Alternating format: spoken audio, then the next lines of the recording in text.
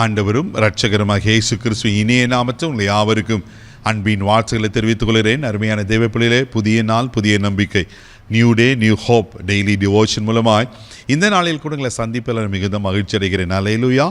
இன்றைக்கு கூட கர்த்தர் நமக்கு கொடுக்கிற வார்த்தை என்ன? எசேயா தீர்க்கதரிசன புஸ்தகம் 51 அதிகாரம் 9வது வசனத்தை கூட நான் வாசிக்க கேட்போம். எழும்பு எழும்பு பெலன் கொள். எழும்பு எழும்பு பெலன் கொள். ஹல்லேலூயா. கர்த்தர் இன்றைக்கு உங்களை பார்த்து, நம்மை பார்த்து என்ன சொல்றாரு? எழும்பு எழும்பு பெலன் கொள். ஹல்லேலூயா. எங்க பிரதர் எழும்புறது? அவ்வளோதான், என் வாழ்க்கை முடிஞ்சிடுச்சு. ஆமே, நான் சோர்வில் படுத்துட்டேன், இனி என்னால் எழும்ப முடியாது. நீங்கள் சோர்ந்து போயிருக்கீங்களா?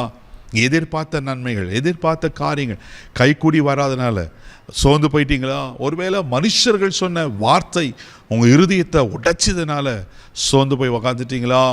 ஒருவேளை இந்த டாக்டர்ஸ் ரிப்போர்ட், இந்த வியாதியை பார்த்து சோர்ந்து போய் உக்காந்துட்டீங்களா?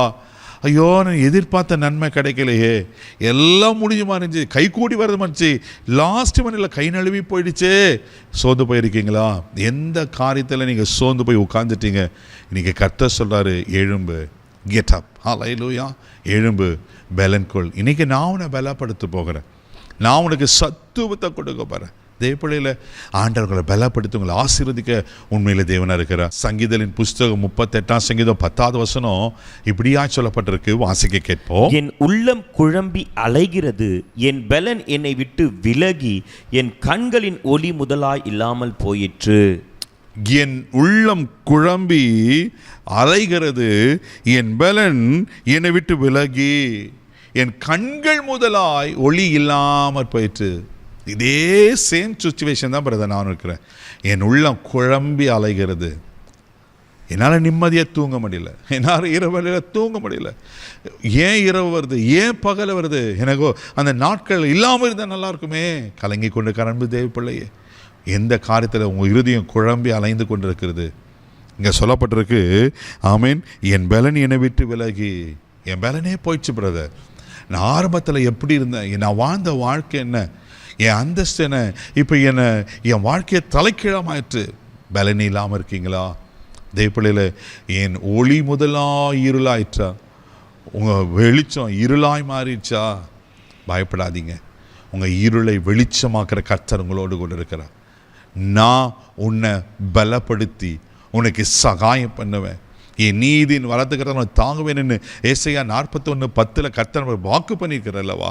நீ பயப்படாத, நான் உன்னோடு கூட இருக்கிறேன். திகையாத, நான் உன் தேவன், நான் உன்னை பலப்படுத்தி. கர்த்தர் சொன்ன வார்த்தை ஒரு நாளும் போய் ஆகாது. பயப்படாதீங்க.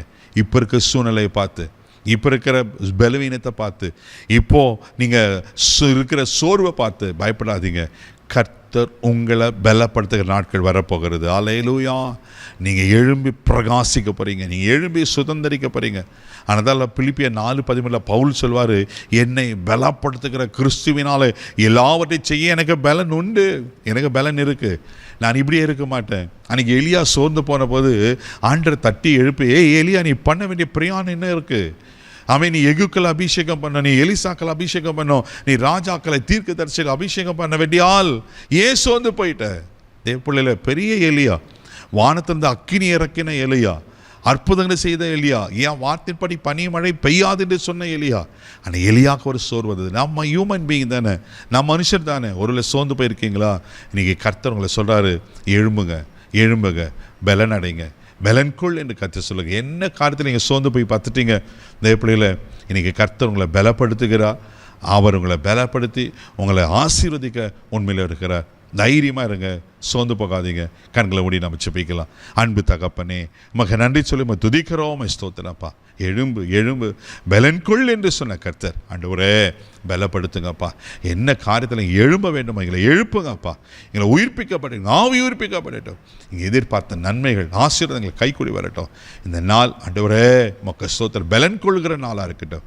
இந்த நாள் முழுவதும் கரம் எடுத்து நடத்தும், எல்லா தீங்குக்கு விலக்கி காத்துக்கிறோம், பாதுகாத்துக்குள்ள வழி நடத்தும். இயேசுவின் மூலம் ஜெபம் கேளும் பிதாவே, ஆமென். கர்த்தர் உங்களை பலப்படுத்தி இருக்கிற தைரியமாக போங்க. God bless you.